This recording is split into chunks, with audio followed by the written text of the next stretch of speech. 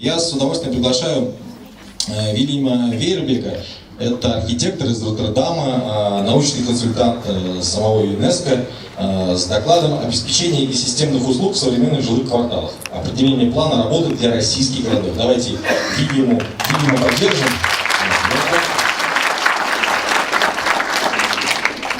Спасибо большое. Здравствуйте, добрый день. Я зовут Вильям Веербек, Роттердам, but now I will continue in English. I'm sorry. No.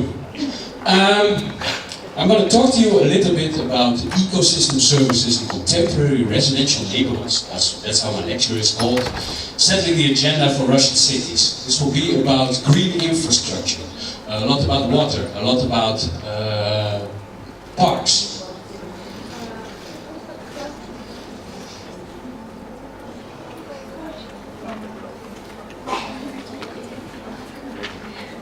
В своей лекции я хотела поговорить о своем специальном проекте для России. Поговорим о природе, о водных ресурсах, о парках. And when I talk about green and infrastructure in one sentence, it already seems a little bit like a paradox maybe. Something natural and something artificial. Когда мы говорим о озеленении и инфраструктуре в одном предложении, это может звучать несколько противоречиво. But let me first introduce myself a little bit further. A long time ago, I was an architect and urban planner, and I worked in a lot of master plans in the Netherlands and regional development plans. Прежде всего, я хотела представиться. Много лет назад я начала работать как градостроитель. And I started also working in Russia. I come here now about 10-11 years, and especially in the Volga region, worked a lot, organized summer schools and international exchanges in Samara, in Ulyanovsk. Я также работала в России, в особенности в Волжском регионе, например, в Самаре. Мы организовывали разные проекты вместе с русскими архитекторами. And that's where I also met Kirill Bernatkin, who I want to thank you for inviting me over here. В одном из этих проектов я встретил Кирилла Бернаткина, и я благодарю его за то, что он пригласил меня сегодня сюда. Since about 6-7 years, I work for an institute called UNESCO ING in Delft, in the Netherlands. Около 76 лет я работаю в Международном институте образования в сфере водных ресурсов на кафедре гидротехники, факультет строительства и наук о земле. And it's a postgraduate institute for water education. We do education, we teach students, we do capacity development, so we train governments, we train municipalities, and we do research. And this is all centered around the topic of water. В этом университете мы стараемся привлечь внимание и научить людей, архитекторов и государственные учреждения использовать водные ресурсы. So in practice that means I'm traveling a lot. I'm working all over the world. In China, I work a lot in Bangladesh, in Vietnam, in Japan I'm going next. A lot of issues that have to deal with cities and water. Практикуя эти инновации, я много путешествовал, в частности, в разные страны. And in everyday life, that means I work not only with architects and planners, I work with civil engineers, I work with financial experts, and I work with politicians and civil servants a lot. Я работала с людьми разных профессий, то есть не только с архитекторами, но также с градостроителями, с инженерами, с политиками, всеми людьми, которые связаны с развитием города. And it gives me a completely new perspective on things and also a new way of doing things. Это одна из новейших перспектив в видении того, как можно обновить город. And hopefully in this coming hour I can, give you a little insight in my world, and hopefully that can contribute a little bit to your world. Я бы хотела немного поделиться своим видением мира, чтобы дополнить ваше видение. So I want to start with the question, why are we here in the first place? Well, we are here because I sense that a new generation of young architects especially, and young designers, sees and feels that there's room for improvement in urban planning in Russia. Итак, прежде всего, для чего мы сегодня здесь? Я вижу большое пространство для усовершенствования градостроительства и дизайна общественных территорий в России, особенно при помощи молодых архитекторов. And although there has been a lot of improvement, especially in housing, and for instance Kirill is proving that with his new residential neighborhood here, there are still a lot of issues involving planning, the design of public space, of parks, of green spaces, of parking, of infrastructure, and the integration of that into planning. Существует еще много возможностей для улучшения в России. Улучшение жилищных условий, создание общественных пространств, строительство парков. And here we see 4 volumes of some of the books that it all started with, the history and the principles of town planning in the Soviet Union. And I still have the feeling that a lot of the planning that is done today in Russia is in a way very much related to that. It's about delivering services from a technical perspective very much. Здесь вы видите один из томов строительства в советский период в России. На мой взгляд, большинство архитекторов сегодня пользуются тенденциями с этого периода. And here we have volume 1, volume 2, volume 3, and volume 4. And this shows you how from the scale of economic development to, in the end, the delivery of roads, parking, and buildings themselves, through all the scale levels, this is a manual of how to build a city. Мы видим 4 тома, которые, по сути, являются учебником того, как мы можем создать город. And this is what it results in. А вот результат этого градостроительства. And this is what I hear a lot from, a younger generation maybe of Russian architects that says, okay, what do we see here? А вот что я слышу от молодых архитекторов. Итак, что мы здесь видим? We see here some bad panel housing. There's no thinking about parking. There's little maintenance of the public space. The pavement is cheap. Yeah. I don't think a lot of people say, wow, I'm very proud of what is here. Итак, мы видим здесь плохое качество панельных домов, отсутствие парковок, недостаточный ход за территорией, дешевое дорожное покрытие. Я не думаю, что вы могли бы гордиться результатом этой деятельности. And then we go here. They often come with examples from Europe or from all over the world. Теперь рассмотрим примеры из Европы. And then they show, for instance, this picture from big architects in Copenhagen. Well, a typical courtyard from the examples that we often see, with spectacular experimental architecture on one hand, a cozy courtyard that has a lot of intimacy with families and children playing, designed green space with perfectly cut grass and an interesting pavement. Здесь мы видим одну из типичных фотографий европейских архитектурных сооружений. Эффектная экспериментальная архитектура, уютный двор, в котором дети и родители могут проводить время, дизайнерски спроектированная зеленая зона с идеально стриженной травой, по которой можно ходить, на которой можно сидеть, интересное покрытие для пешеходной зоны. And when I look on my friends' vehicle conductor sites, I see copies of plans from Art Daily every day at this, and this is great, we want to design stuff like this too in Russia. Я знаю, что некоторые люди регулярно смотрят на обновления на сайте Art Daily и видя новые проекты, хотят использовать их в России.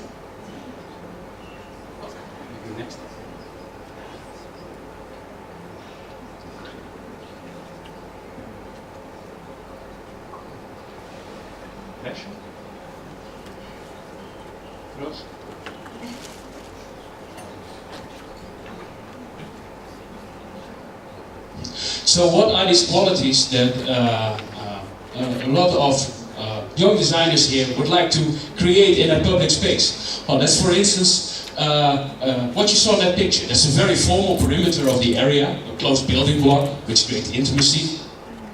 Итак, давайте рассмотрим основные тенденции, которые существуют в Европе в архитектуре и в России. Что мы видели на этой картинке? Это четко определенный строительный блок. A high diversity of park places, so green spaces with playing fields, areas for sports and recreation, a cozy area for the elderly, etc. A lot of diversity in activities. В Европе, в европейском примере четкое зонирование разных территорий, то есть зоны отдыха, зеленые зоны, пространство для автомобилей и так далее. a complex routing system, a lot of paths that go through the parks. Множество пешеходов, множество переходов, множество парков. Combined with very nice pavement of some beautiful material, stones from Italy or Spain maybe.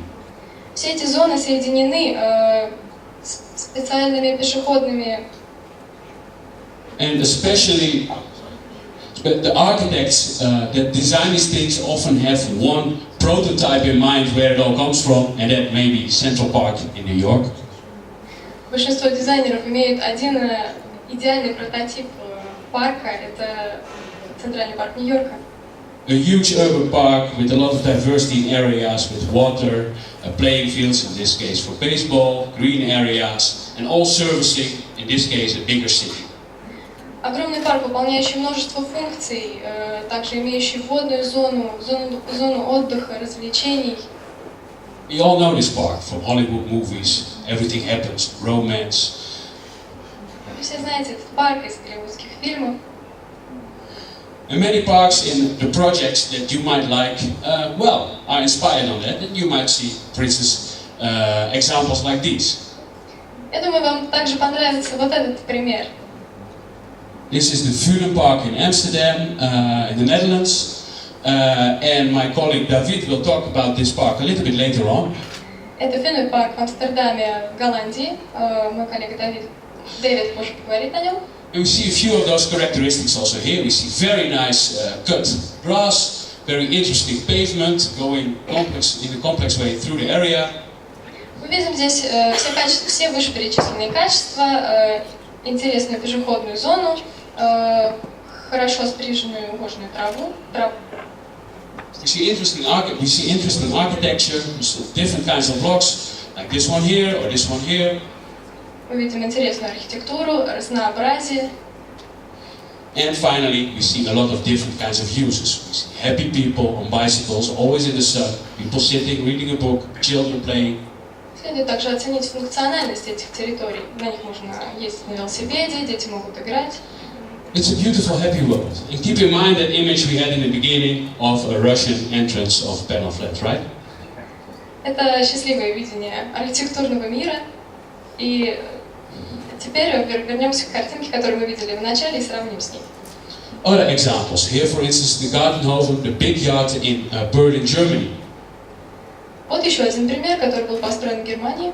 Again, a very nice interior here with different kinds of vegetation structures. Pavement again going through in an informal way, and children playing again, of course. Здесь мы также видим все вышеперечисленные функции.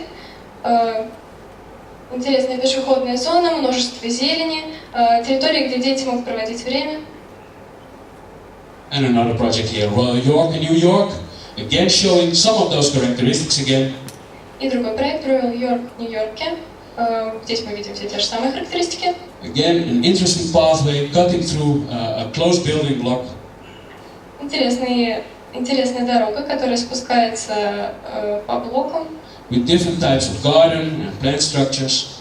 Разные виды садов и растений. And finally, the fourth project I'm showing you from the Netherlands again. In this case, this is the Chameleon in Amsterdam in the Netherlands.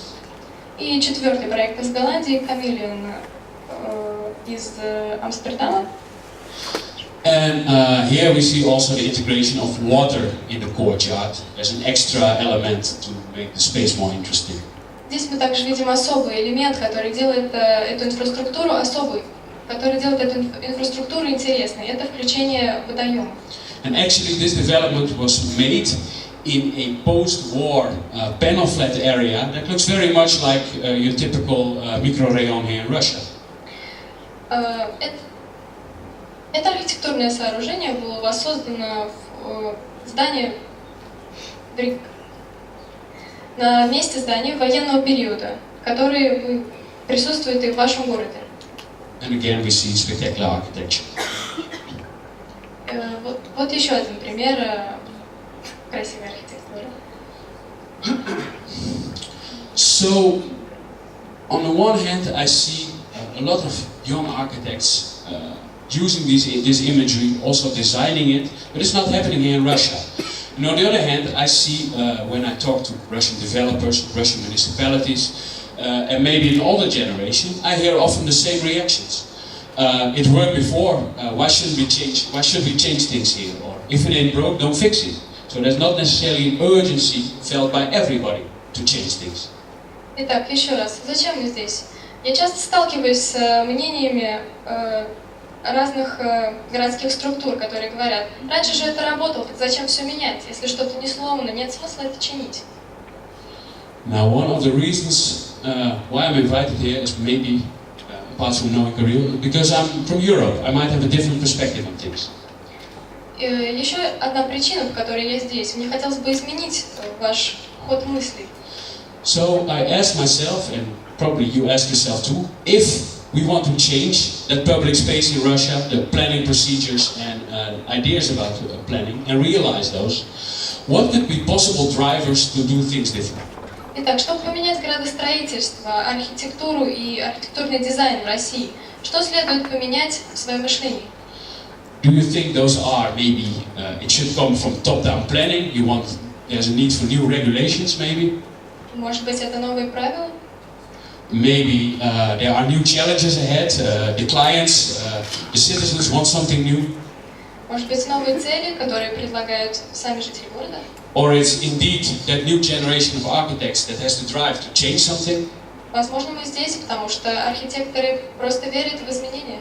Or maybe it comes from the municipalities itself. From the municipality of Pенza, for instance, that says, oh, we have to find a new way to revitalize this city. Because we see all our youth going to Moscow and St. Petersburg, and we need to give this city a new quality to keep brains here, to keep investment here, and to keep quality here. Или потому что мы хотим оживить наш провинциальный город, хотим привнести в него больше качественной жизни. Now, in Europe, where I'm from, especially in the Netherlands, a big driver for change for these new approaches is maybe climate change and sustainability agenda. В Европе, например, одним из основным толчком для нового подхода в архитектуре и градостроительстве являются климатические изменения и стремление к стабильности. And now I hear maybe some of the project developers think, here they go again, these European green hippies. Я часто слышу, что люди говорят, эти европейцы зеленые хиппи. And probably they have too much money to spend over there. They don't have a better hobby. Что европейские разработчики хотят заработать денег. Or you might say, green cities? Our cities are already green. There's grass everywhere and so many trees. Или они говорят, зачем нам озеленять наш город? Он уже достаточно зеленый, у нас есть растения, деревья. And to some extent you are probably right. Возможно, вы правы. But then I like to turn it around and let's go back to Europe. A European project developer, and don't make no mistake, he wants one thing. He wants the same thing as you guys here, that's to make money. Теперь давайте вернемся к целям европейских разработчиков. Они хотят все то же самое, что и вы. Они тоже хотят заработать денег. We also have municipalities that increasingly have to cut costs. They have very little money to spend to maintain their municipalities and to initiate and even pay for new projects. Don't even think about it. Мы знаем, что муниципальные учреждения пытаются урезать свои траты. Yet, we do have a common agenda, and that is to create more quality. Because quality also makes in the end more money and more profits. Все-таки основной целью является движение к улучшению качества жизни населения. And because of this, on the one hand, financial crisis that we are also facing, Финансовый кризис, с которым вы тоже сталкиваетесь. we have to find ways and innovative ways to combine things. To combine, for instance, different money streams and to pay for the same thing via a different route. Несмотря на него, мы должны находить новые способы финансирования наших проектов. For instance, I work a lot with urban drainage specialists, civil engineers that are about the pipes that go underground, right? Например, я много работал с градостроителями и инженерами дренажной системы, которые прокладывают новые канализационные трубы. Upgrading or rebuilding these systems is very expensive. You dig holes, change the piping system, possibly under existing structures on the houses, etc. Very expensive. Восстановление или строительство новой канализационной системы стоит очень дорого. So we start to think, can we provide some of the services that these pipes do now underground? Maybe we can do that above ground. Так, возможно, нам следует использовать те же самые средства, чтобы построить что-то не под землей, а чтобы это было видно над поверхностью земли. And every euro we spend underground, we cannot see. But every euro or ruble we spend above ground, we can see and we can use to add extra qualities. Каждый евро или рубль, который мы используем, чтобы построить что-то видимое, мы можем использовать, чтобы создать дополнительное качество жизни. So, for instance, all this talk about climate change and sustainability that you often hear maybe in Europe or in the US or in Australia or in other areas, it is mostly used as a vehicle, as a way to guide all kinds of other issues and problems and to make them, to put them under a new agenda, to frame them differently. Все эти климатические изменения и стремление к стабильности часто используются как так называемые моторы для решения или привлечения внимания к другим проблемам, например, социуму, пробкам, работе канализации. And probably in the workshop tomorrow I will go a little bit deeper into this from a more technical perspective. But here, for instance, you see 5 different types of urban parks. Завтра мы поговорим об этом немного больше, но сейчас мне хотелось бы обозначить, как можно использовать все возможности парков. And instead of seeing a park just as a nice decoration or an area where people can do a bit of recreation in, these parks are functional parks in the city. Все эти парки являются функциональными зелеными зонами. And we treat them, or we try to treat them really as functional elements, just like the civil engineering structures underground. Мы можем обустроить их как функциональные зоны, которые будут приносить пользу, например, как подземные системы. So we use, for instance, parks to clean our water. Например, мы используем парки для очистки воды. That saves electricity and new investments in a water treatment plant, a technical facility. Это сохраняет электричество и дает новые инвестиции в создание подобных проектов. We use parks to cool the temperature in summer. Мы также используем парки для регулирования климата летом. Which makes the use of air conditionings and people staying inside less. And maybe you know that when we think in world terms, we spend more energy in the world on cooling than on heating. Как вы уже знаете, мы используем очень много энергии для охлаждения летом и отопления зимой. Для этой цели можно использовать и парки. We use parks also as functional elements in the city. For instance, as what we call transitional landscapes, temporary empty areas in the city. Например, традиционный ландшафт, временные зоны в период очищения почвы, используемые для новых форм общественных мероприятий. These are, for instance, used to get communities together for a few years to do a little urban agriculture over there, to do a little greenhousing, something that is very normal in Russia. Пока эти места пустуют, мы можем использовать территории для создания общественного пространства. So in other words, we have, I won't go through the complete list of services that these parks provide, but we have a whole typology of parks and we really use them as functional elements. We try to think of them as functional elements in the city. Существует целая функциональная дифференциация зон. Таким образом, парки могут выполнять действительно много полезных функций. So as I said already, we address the following issues. For instance, stormwater management. Например, регуляция наводнений, контроль наводнений. Flooding, water quality. Улучшение качества воды. The urban heat island effect. Issue that cities are warmer than rural areas. And we saw that very much during the 2010 heat wave in Russia, where, for instance, in Moscow, the air quality and the temperature was so high it was hardly bearable. Также улучшение качества воздуха и понижение негативного влияния аномального потепления. But all these things cost money, and this is about something that's also very important. It's called asset management. Все эти проекты стоят денег, и мы умеем добывать финансирование. Это называется менеджментом. And let me show you that a little bit with the city where I'm from. I'm from Rotterdam, in the Netherlands. Теперь я хотела поговорить о своем городе. Я из Роттердама, Голландии. And I started studying in 1989, and I started to live there, and it was a city with a lot of problems, I remember. Когда я начала учиться, в этом городе существовало множество проблем. At that time, we were always at the first of the bad statistics list in the Netherlands. Роттердам всегда находился в списках всех негативных статистик. A relatively poor population that was poorly educated. Это бедность, необразованность,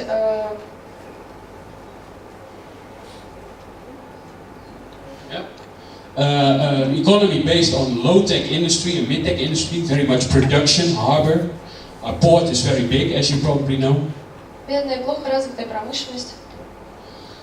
High crime rates, no-go areas, neighborhoods where you didn't want to go because of a lot of drug users. Высокая преступность и опасные территории, в которые трудно зайти из-за большого количества A lot of immigration and cultural segregation. множества иммигрантов и культурного разделения. And most of all, also an aging housing stock, as you can see here, much social housing.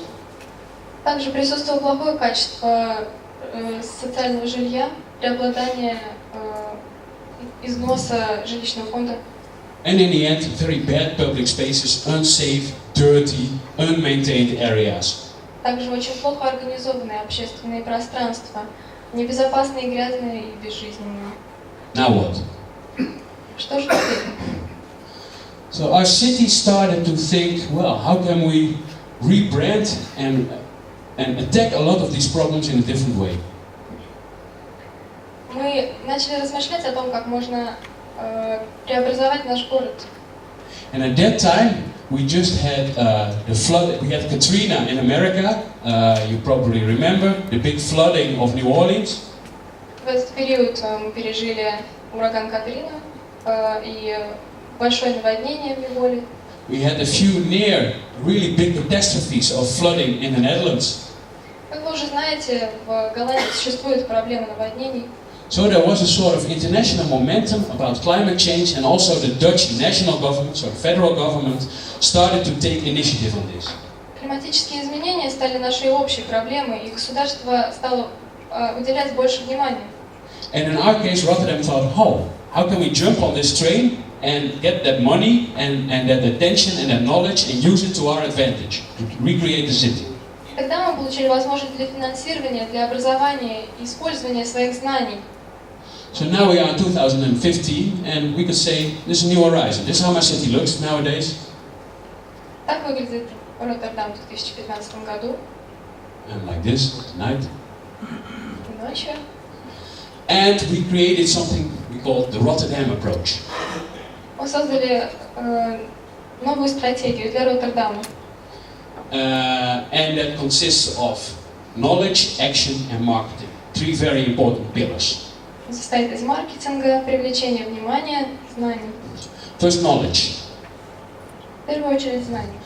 The city made itself a case study area for a lot of international research. В городе были созданы пространства для множества международных исследований.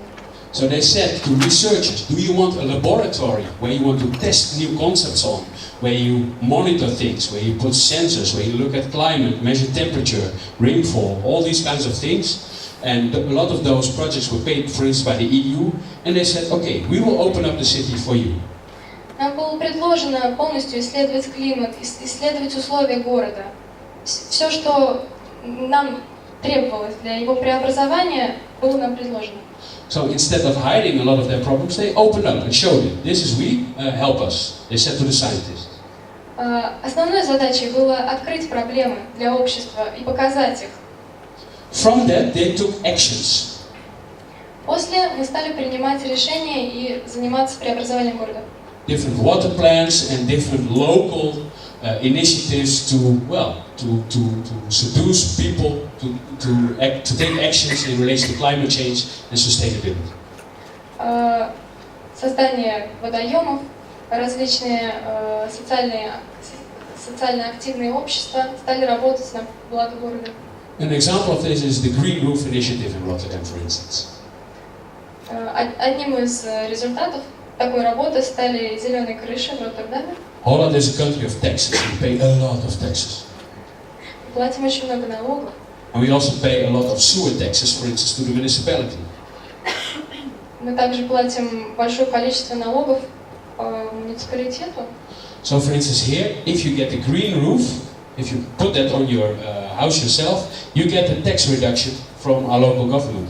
Because a green roof is good against the heat, the green roof is good against putting too much water in the stormwater drainage network, and therefore they say, okay, you're doing something for the public utilities.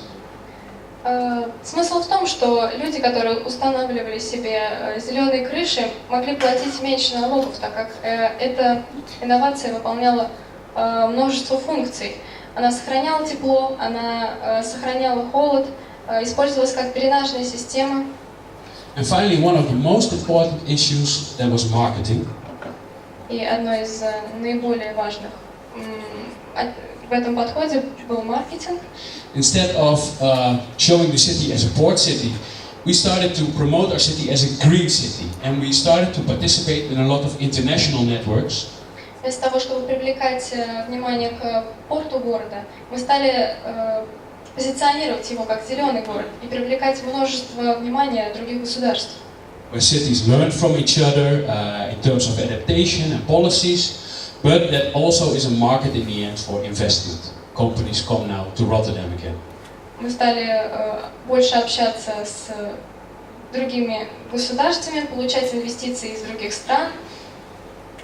Let me show you a few projects that we did, because in the end it's not just about talk, but you also have to show something for it. Я собираюсь показать вам несколько проектов, над которыми я работал. This, for instance, it doesn't look so green, but this is a water square we created. Возможно, этот проект не выглядит таким зеленым, но это система использования воды, которую мы создали. This is a local area where we catch rainwaters from a lot of office buildings and schools, and instead of immediately putting it in a drainage, which doesn't have enough capacity, during a very high rainstorm, it goes in these little pools. Это жилой район, в котором мы создали многоуровневую систему сохранения и дренажа воды. Здесь также есть школы, это полностью жилая территория. And these areas are normally playing fields for little sports. Students are sitting here, eating a sandwich, talking, doing whatever students do. Это многофункциональное новшество. Например, одно из пространств используется как поле для игры. Студенты могут сидеть и смотреть на игру. And this is how the square should look during a nice sunny day. Это то, как используется это пространство в хорошую погоду. This is how it looks when it starts to rain a little. Так она выглядит после дождя. You see here already water appearing. Вы видите, что вода скапливается здесь. And this is how it looks during a big rainstorm. Так это выглядит после сильного ливня. You see here the temporary water storage filling up. Итак, вы видите, что эти пространства используются как временные хранилища для воды. Now, these are all nice computer renderings, but this is how it really looks. Итак, вы можете увидеть, как это действительно выглядит. So they actually built it. So it doesn't look too bad. На мой взгляд, это выглядит неплохо. Another project we have. This is maybe our equivalent of your central shopping street. Здесь вы видите центральную улицу. And we have a canal over there. That's over here. Вдоль которой проходит канал. And the case of this canal we put a little bit lower. Смысл в конструкции этого канала в том, что когда вода поднимается, она не выходит на улицу. And make a sculpture route that case might later on talk about maybe. И здесь есть путь, по которому можно пройти. And during very heavy rainstorms, when we cannot put all the water away, this area temporarily floods. But it's a controlled flood, so it's not an issue. Таким образом, мы можем контролировать разлив этого канала. Another example, and this is especially interesting about financing. This is the biggest roof park of Europe at the moment. Другой проект, один из самых больших парков на крыше. This area combines three functions. Эта территория включает в себя три функции. First of all, it's part of the sea defense. Our big levee construction, our main dike that protects this area, the Rotterdam area, and much beyond that, against river waters. The main river is over here. Прежде всего, эта территория выполняет функцию дамбы, которая защищает город. Secondly, it's a big shopping area over here. Over here this is full of shops. Внутри находятся магазины, это также. And finally, on top, there's a big roof park that provides services for the area here, and in the end connects this residential area with the future area over here. И также наверху он выполняет третью функцию, это функция парка. Слева мы видим жилую территорию и справа новые застраивающиеся дома. Now, our Ministry of Public Works didn't have enough money initially to increase the safety standard of this dike area over here. Следует отметить, что у нас не было достаточно финансирования, чтобы построить мощную дамбу. Our municipality didn't have enough money to make a good park here. Но муниципалитет давал достаточно средств, чтобы построить хороший парк. So in the end, these shop owners, these big companies that have shops over here, in the end they pay for these services. And in the end they also get a nice park on top, so they also get extra services in their shopping area. Таким образом, люди, которые построили здесь магазины, выплачивали аренду за территорию, и эти деньги использовались для усовершенствования. So a typical example of multi-benefits and multiple use. Вот один из примеров многофункционального использования. This picture from the other side. And it is now also used more and more where communities, the residential area next to it, participate and start to make little public gardens. Сейчас эта территория часто используется для создания общественных садов. The children start to learn where vegetables come from, because in Russia, maybe everybody knows that, but Dutch children do not always know that the carrot comes out of the ground. Высаживая растения, дети могут узнать, как они растут. And in the end, it will be part of a much larger area. The dike is over here now, that you saw, and it will be start of a new development area, which is formerly a port area, so an industrial area. В конце концов, этот парк стал частью огромной новой застройки, индустриальной части города. Here is an example of, it's another project, it's a community garden on top of an old building, an old office building. Здесь мы видим другой пример, это общественный сад на крыше офисного здания. And this area has become, very lively area. A lot of young entrepreneurs. There's a lot of young offices here. It's a bit maybe related to the area where we went yesterday, the Dom, where the students have their startup businesses. Yes. Дом Veerbeek. Yeah, maybe. Или Дом молодежи. Да, Дом молодежи. Эта территория используется молодыми предпринимателями, молодыми людьми, которые высаживают здесь растения. And the municipality gave a lot of support to these people, not necessarily financially, but in terms of getting them through the bureaucracy, through the regulations to do this. И муниципальные органы приложили много усилий, чтобы помочь пройти все бюрократические трудности создателям этого проекта. And a final little example, this is for instance an area outside our main dikes, next to the water, with different levels of flood risk. Это еще один из проектов, общий план дам. And the way we design our public spaces is to really take care of those different levels of flood risk. So we make little elevations here, elevated entrances, etc., etc. И наш способ организации общественных территорий с учетом также климатических изменений. Again, an example how the natural conditions and climate in this case really influence how planning is done. Итак, основной мыслью следует выделить то, как качество жизни может измениться с помощью архитектурных инноваций. And now we are about, 25 years later, and Rotterdam is on top of a lot of good statistics list. 25 лет спустя Роттердам в списках всех хороших статистик. We never imagined it, but we are doing really well in tourism all of a sudden. Before everybody was going only to Amsterdam, or maybe to Delft, but now they're coming to Rotterdam. В городе стал развиваться туризм, согласно множеству иностранных СМИ этот город стоит посетить? We are all of a sudden in the New York Times, in the Guardian, as one of the cities to visit if you have a weekend. Если у вас выходной, большинство иностранных СМИ советуют посетить именно Роттердам, а не один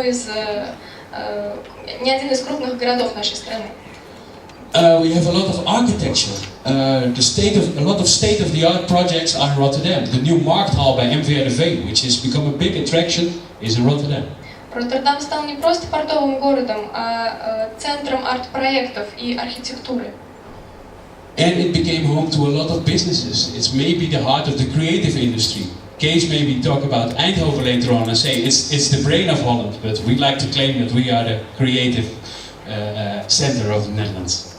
Он стал площадкой для множества бизнесменов, и множество других проектов стали развиваться внутри этого города. What is also important, it has a lot of social implications. People feel more connected to the city now. They take more initiatives, especially with all this community gardening going on. Архитектурные инновации также сыграли большую роль в объединении людей. Образовалось множество социальных сообществ. One of the examples of the new architecture you see here, this is the new building by OMA architects, Rem Koolhaas, the Rotterdam it's called. Здание, которое вы видите здесь. And that might be an ugly building, I don't know. But it shows that we had really a lot of success. And you know why? Оно показывает, что мы действительно добились успеха. Знаете почему? 2 weeks ago, and we feel a bit like a provincial city in Rotterdam. Something amazing for us has happened. 2 недели назад, вы знаете, мы чувствуем себя все еще немного провинциальным городом в Роттердаме. Однако же. And that was this. And that was this. Madonna bought an apartment on the top floor of this building. Мадонна купила квартиру на одном из верхних этажей этого здания. So now we also feel that we are part of the world network of cities. Теперь мы чувствуем себя частью общей системы. Okay, that was all fun, but seriously, of course we are not there with my city. Not all goals are met, and not everything that's happening in Rotterdam is because of climate change or sustainability or the way we deal with it. Конечно же, мы осуществили еще не все возможности, которые можно было осуществить в Роттердаме. But we do have, well, a lot of things to show for, I would say. Things are going a lot better. Но мы знаем, как осуществить их. And a lot of those issues that I sum here, I already mentioned. It's about more innovation, for instance. Например, мы можем создавать больше инноваций с комплексными выгодами. And more community building, and more access to EU money, very important.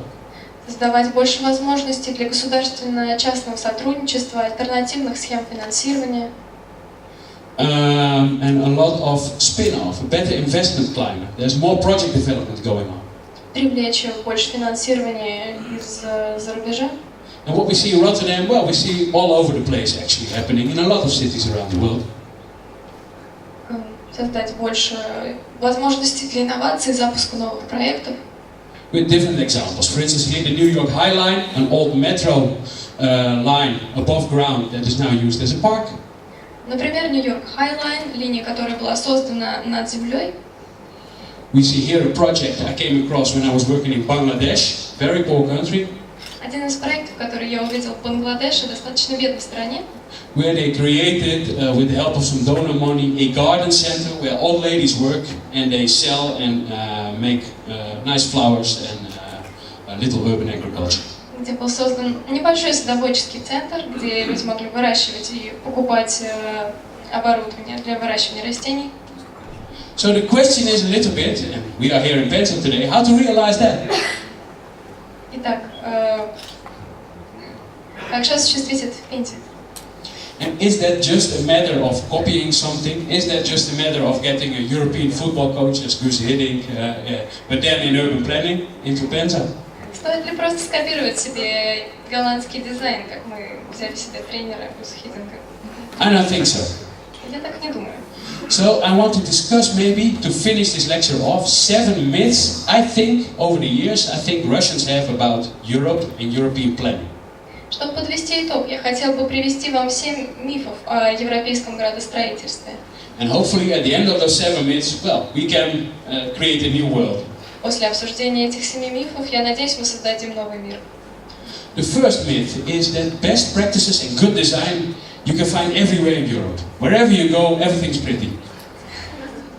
Первый миф о том, что лучшие практики и хороший дизайн существуют повсюду в Европе. And that's not true at all. Although there's a lot of good areas, we made also a lot of bad mistakes. Sometimes there's no leadership, no control. We let sometimes developers build whatever they want. Конечно же нет. У нас существуют все те же самые проблемы. That's very good. I would say. Okay. And we are dealing also with a lot of post-war areas that were built very quickly and very cheaply. Но одна из наших основных проблем – это недостаток территорий, которая может быть застроена очень быстро и очень дешево. And even new projects can be really ugly, like this one, for instance. И даже новые проекты могут выглядеть ужасно, например, как этот. A project by Alvaro Siza in Porto, in Portugal. Very famous architect. Португальский проект одного из известных архитекторов. Social housing with a public space that looks more like a prison area where you put the prisoners outside for in their break. Это социальное жилье с общественной территорией, которая выглядит как тюрьма. Second myth. We have good design in Europe because we have so much freedom. There's no regulations. Второй миф. Хороший дизайн в Европе существует, потому что есть намного больше свободы, меньше правил, меньше ограничений. Or at least you in Russia, you have much more regulations than we have in Europe. По крайней мере, в России существует намного меньше регламентов по сравнению с Европой. And I have always discussions about that with Russians, but I'm still convinced that we might have even more regulation than you do. Different regulations, sure, but more. Мы часто спорили об этом с русскими застройщиками. Because, for instance, in my country, in the Netherlands, every square meter is designed. Every square meter people have negotiated about. We are dealing with the municipality, with the regional government, the province. We are dealing with the national government. And finally, we are also dealing with a lot of EU regulations, European Union regulations. Создавая новый проект, вам в Европе приходится пройти несколько этапов. Это местный регламент, региональный, национальный и европейский.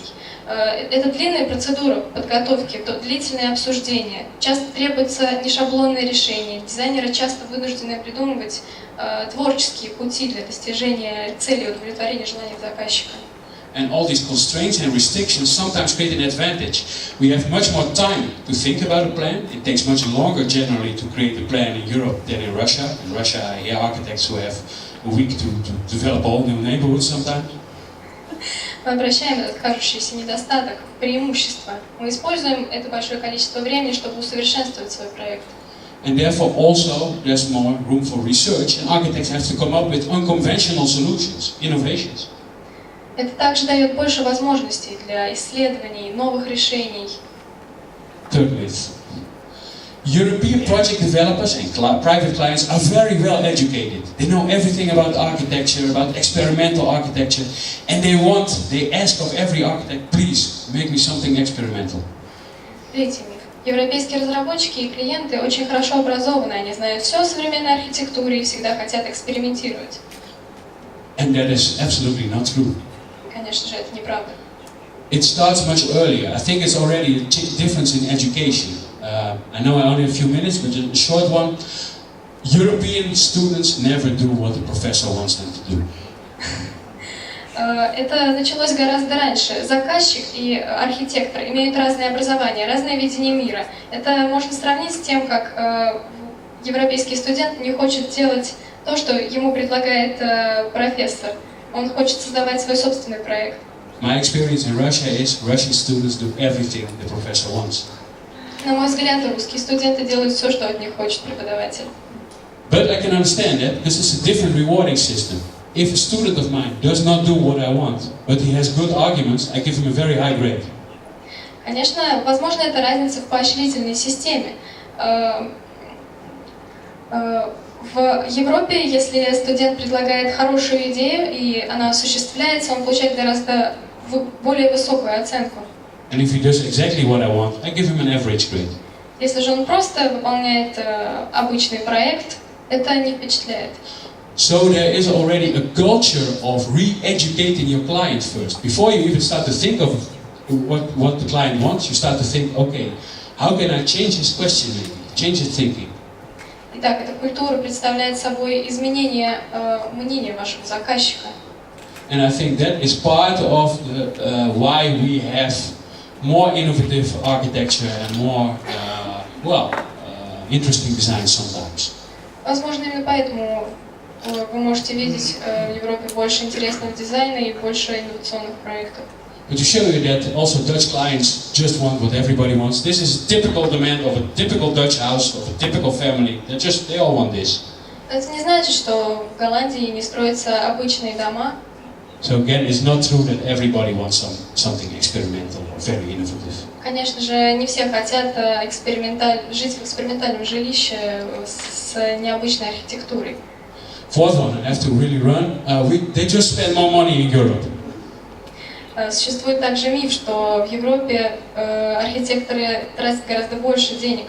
That's for sure true in absolute terms, but not always in relative terms. In Holland, the ground prices are very high, so construction prices of buildings are relatively low. В целом, да, квадратный метр жилья в Европе стоит гораздо больше. Тем не менее, большой проблемой является обеспечение и длительное сопровождение жилища после строительства. But for me, it's not so much the difference in the money we put into the investment, the initial investment. Для меня не существует особой разницы между деньгами, которые инвестируются в проект. But the biggest issue is maintenance for me in Russia, life cycle. Больше меня волнуют средства, которые должны инвестироваться в обеспечение. And generally in my country, in the Netherlands, there's much more thought and money in life cycle management and in maintenance. Например, в Голландии гораздо больше внимания уделяют улучшению качества жизни с помощью архитектуры. Last two. Good design is everything. It's all about design. Это миф. Хороший дизайн — это все. And you architects, I think most of you are architects, you think everything is design. Большинство из вас здесь архитекторы, и, конечно, вы думаете, что дизайн очень важен. But please do good research about how people use things. Think of the user and not just what looks good. Пожалуйста, проводите хорошие исследования. Например, с точки зрения того, как территория построена будет использоваться. Think again about maintenance. What happens after you finish the building and it's built? This building has to last at least 50 years. Так, следует задуматься также о том, что произойдет с застройкой после того, как пройдет несколько лет. Это бесполезно без надлежащего обслуживания, долгосрочного плана. Almost last one. You can get great designs by asking the European to make something here. Существует также миф, что вы можете получить хороший проект, позвав европейского дизайнера, европейское качество. I've seen a lot of, and I know a lot of colleagues of mine in Europe that went to Russia to make some kind of cool plan. European plan. We need a European. We want something European. Я встречала много людей, которые видели европейские градостроительные планы и хотели создать то же самое, и хотели позвать европейских дизайнеров. And with all respect to them, they are often a little bit of idiots because they copy European model in Russia. Конечно, мы считаем, что они не правы, потому что они просто копируют европейские проекты в России. And that is their fault, but also the fault of those people hiring. They want just a European model in Russia, and that's not going to work. Это также ошибка людей, которые заказывают проекты. Естественно, не все европейские проекты адаптированы для России. Because after they made a few cool proposals and nice renderings, вы можете увидеть несколько интересных идей. We get to the last myth. It's useless to bring a European designer in Russia because he doesn't understand Russia. Бесполезно вести сюда европейских дизайнеров, так как они не понимают Россию. And I heard this all the time. You don't understand it, it's Russia. Я постоянно слышу это. Ты это не понимаешь, это Россия. That means in the end, after hiring a European consultant, then thinking, it didn't work, he doesn't understand we go back to business as usual and we build what we built before. И таким образом мы возвращаемся к своим прежним проектам и строим то, что уже было реализовано. And an example of that is, I think, and I know it has been a politically very difficult project and there's a lot more to it, it has been, for instance, the master plan for Peru. Я хочу представить вам один из проектов, который был политически очень сложно организован. Where I think the Dutch designers, KCAP, didn't have enough thought about what is really the Russian context they had to operate in. Так как немецкие дизайнеры и градостроители не представляли себе, что действительно требуется для российского заказчика. Never mistake немецкий for голландский, that's a big... Sorry. Football. I misheard it. So finally, what we need to do, I think, is to create a model in the middle, to educate maybe European architects and planners how to work in Russia, what are the Russian conditions, and not just copy something, because that doesn't work. Конечно, когда вы просто берете европейский проект, нужно подумать, как он будет реализован, будет ли он использован, подумать о климатических условиях нашей страны. So in my opinion, for instance, when it's about public space and planning, we need to adapt the things you like, the qualities you like from Europe, but then implement them in Russia and adapt them to Russian conditions. Очень сложно адаптировать особенности европейского жилья к России. But also think of how to innovate and update the Russian designs by thinking how can we do things differently and using inspiration from Europe. Гораздо лучше размышлять о том, как улучшить уже существующие русские проекты. So I think there has to be a different way, and hopefully we can make that start today and tomorrow. Итак, мы увидимся с вами завтра и продолжим обсуждать эти проблемы. Thank you very much.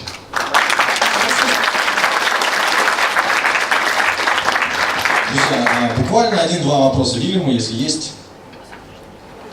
Есть вопросы? Ага. У нас сегодня первый ряд, это ребята задают вопрос. У меня вопрос такой. Вот скажите, как вы считаете, город, в котором вы сейчас находитесь, Пенза, он находится в Европе или в Азии?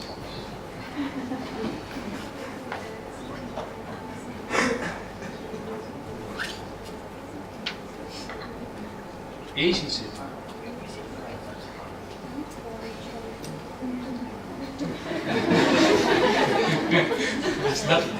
That's a difficult question. Difficult question. I think, if I'm a diplomat, I would say it's most of all a Russian city, but that's a bit of a boring answer. On the one hand, I think you, for instance, what you do in the center with the Moskovska street, making it a pedestrian street, that's a very European approach. You create a center, a hierarchy, an axis. Я бы назвала этот город русским, но центральная улица московская, которую я видела, я бы назвала очень европейской. Мне бы хотелось... The way new neighborhoods are planned, new neighborhoods are planned is very Asian. You just create a new territory in the middle of nowhere and hop, new microrayon somewhere. No connection with the city. Но отсутствие связи между разными зонами в городе, разными районами похоже на азиатские тенденции. It's a bit schizophrenic.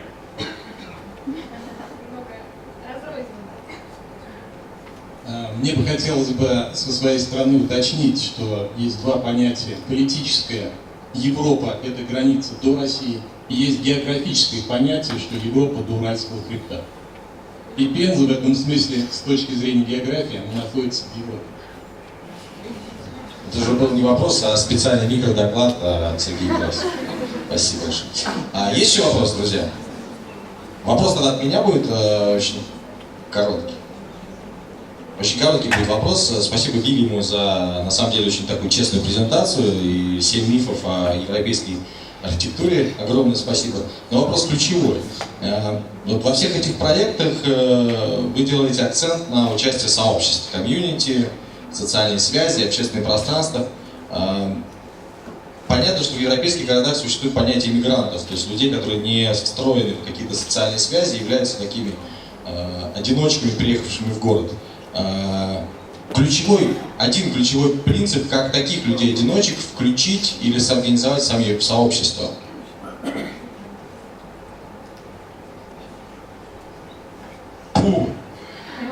Not through urban planning. In the end, this is about, this is the most complex question Europe is facing, I think, at the moment. Because, yeah, it has to, I can say it has to do a lot with the integration of the Muslim community in Europe at the moment. I can say foreigners, but that's what you mean. То есть для вас это сложный вопрос, я понял. I think this has to do with generations, first of all. There are not so many immigrants coming anymore into Europe, comparatively. There are a lot of second and third generation immigrants, for instance, in Rotterdam. Sons and daughters, grandsons and granddaughters. And they are the problem. They understood it. Okay. They are... I don't know. Основной смысл высказывания в том, что проблема иммигрантов существует в течение долгого времени, и она переходит из поколения в поколение. То есть иммигранты, которые приехали в страну много лет назад, уже имеют большое количество родственников и образуют свои собственные сообщества, которые не хотят выходить за свои пределы. Именно поэтому время в этом вопросе против нас. And it becomes really a social question, a social political question, and not really of urbanism, but they feel disappointed. They feel that they are left out of the job market, that they don't get chances, and they blame everybody but themselves. Это скорее социальная и политическая проблема. Иностранцы, приехавшие сюда, чувствуют себя брошенными, они не могут реализовать себя. Ну, просто чтобы вы понимали, российские города это практически вот когда 100% иммигрантов, ну, живущие на этой территории.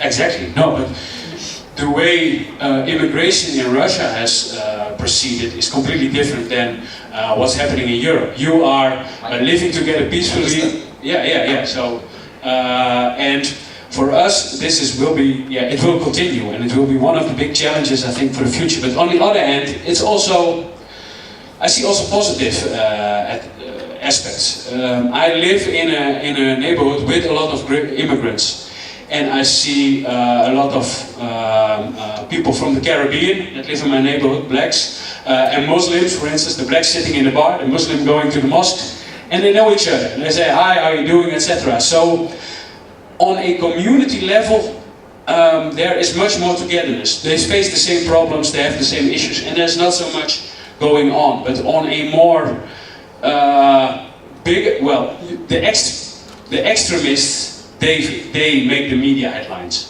Yeah. So the little things that go wrong, they are big issues, especially in Europe. So, and it's a really difficult question. On the one hand, I would say, 80-90% of the immigrants in my neighborhood are great people. I get along with them, they work hard, they try to learn Dutch, and there's no issue. And there's maybe 10 or 5% that are not. But those 5%, they dominate the agenda in the media, in politics, and that's a pity. And and we put all our energy on that 5%. Прежде всего, хотелось бы сказать, что проблемы иммиграции в России и проблемы иммиграции в Европе сильно различаются.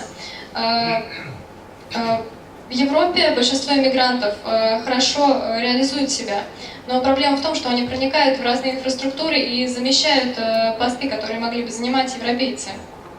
Таким образом,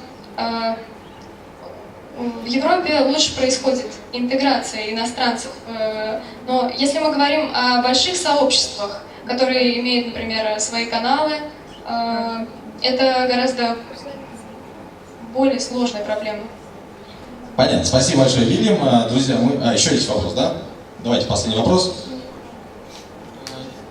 Вопрос по поводу вот этих искусственных бассейнов, которые аккумулируют воду от дождя. Вот их реализация на территории России. У нас есть воду собрать не проблема, проблема в том, чтобы она там не зацвела, не стала зеленой, там некачественной, от нее пошел там плохой запах.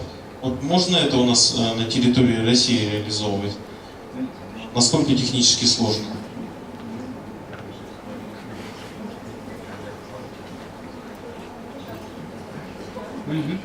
Yes, water quality, I would say, is drought and water quality are the two big issues in Russia, I would say. Especially with snow melt also now in spring.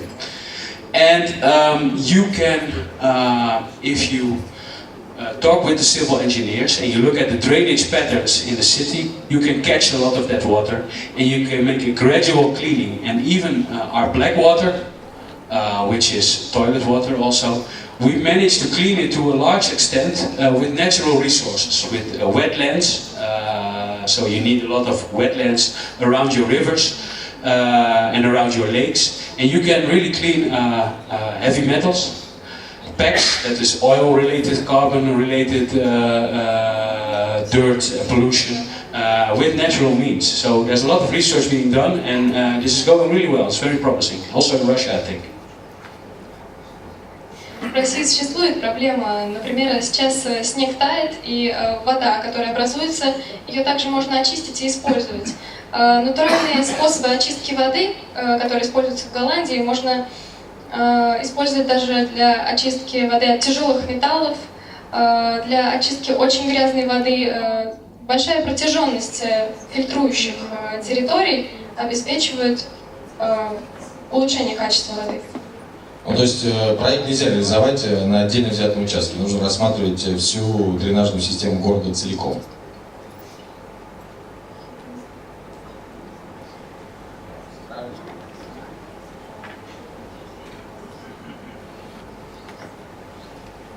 You have these systems on all scale levels. You can start with already looking at your runoff, that's the water that falls and that goes from the street, for instance.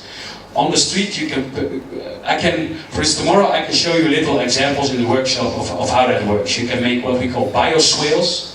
You have any idea what that is?